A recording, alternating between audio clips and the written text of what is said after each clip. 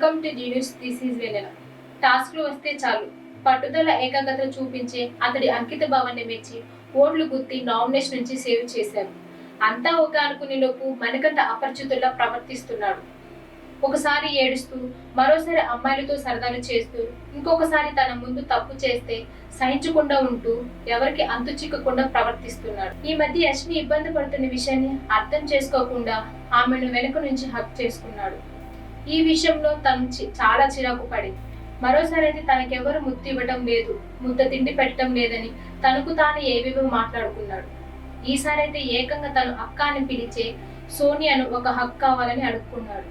ఎటు చూసినా కెమెరాలున్నాయని నిరాశ పడుతూనే తను హత్తుకున్నాడు. ఇతని ప్రవర్తన అర్థమైపోయిన నైనిక మణికంఠ మొహం పట్టుకొని అడిగేసింది, నువ్వు ఇక్కడ అందరితో ప్రేమలో ఉన్నావు, కానీ అట వద్దమ్మా.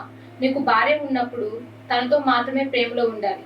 ఇలా అందరికీ ముద్దులు పెట్టడం ఏంటి?